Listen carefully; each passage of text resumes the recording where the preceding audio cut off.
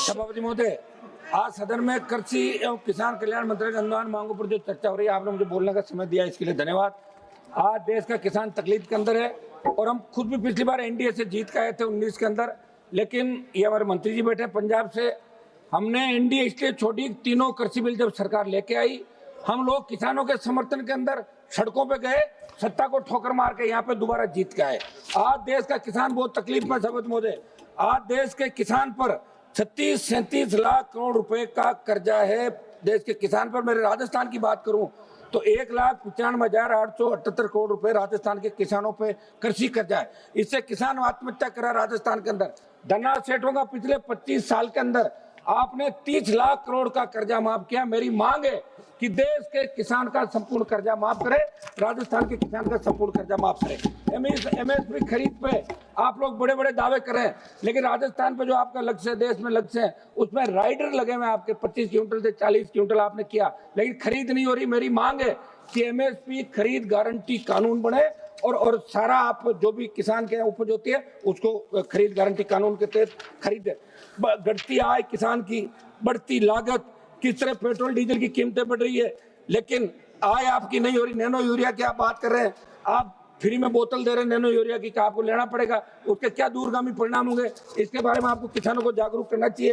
प्रधानमंत्री फसल बीमा योजना, साहब आप किसानों से प्रधानमंत्री फसल बीमा योजना के नाम से आप प्रीमियम लेते हो। मैंने मंत्री जी पहले भी आपको निवेदन किया था, जब हम डीसा की मीटिंग लेते हैं एमपी, तो पता ही नहीं चलता फसल बीमा के अंदर कोई संविदा पे एक लड़का आता है, वो कहता है मैं फसल बीमा का मालिक हूँ जिले का, और वो पता लगता है 6 महीने बाद चेंज हो जाता है, करोड़ों रुपए कमा के जाता है। आखिर कौन इसका धनी चोरी है? फसल बीमा योजना में जो बड़ा घोटाला सभापति जी देश के अंदर हो रहा है, राजस्थान में हो रहा है, इसकी आप जांच कराएं, कुछ लोगों को पीछे डाले।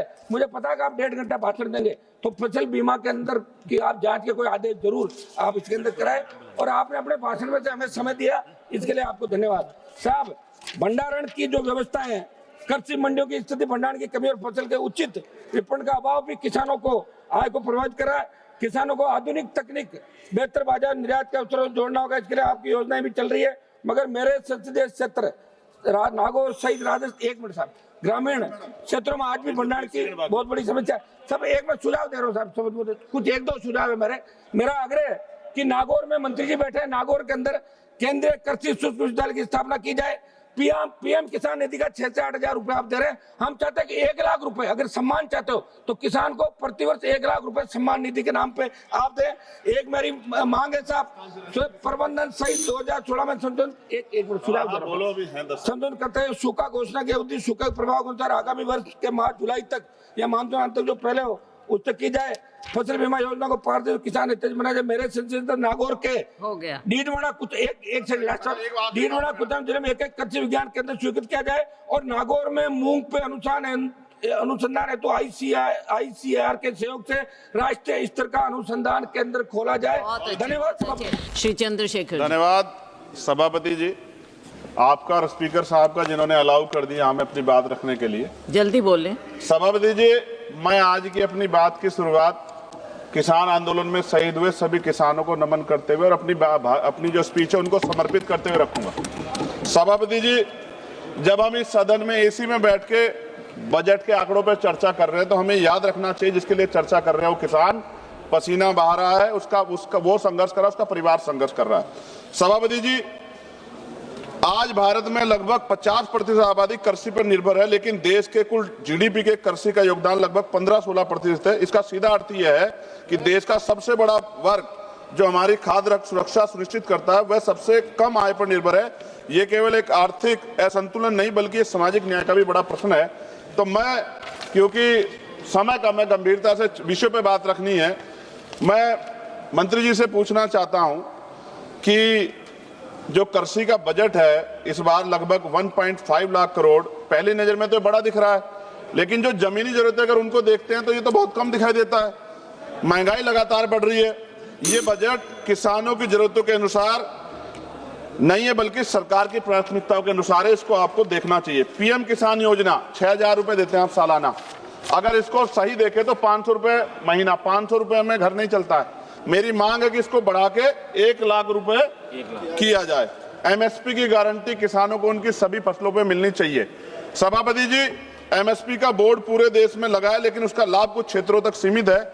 यह व्यवस्था का अन्याय है। किसान कीमत नहीं मांग रहा, वह अपना अधिकार मांग रहा है, इसलिए एमएसपी की कानूनी गारंटी सरकार को देनी चाहिए। मंत्री जी जब उत्तर देंगे तो बताएं देश के कितने प्रतिशत किसानों को उनकी फसल का घोषित एमएसपी वास्तव में मिल रहा है, और विशेष रूप से नगीना के किसानों के लिए भी बताएं। मैं 3 मिनट में खत्म करूंगा, 3 मिनट प्लस नहीं जाऊंगा।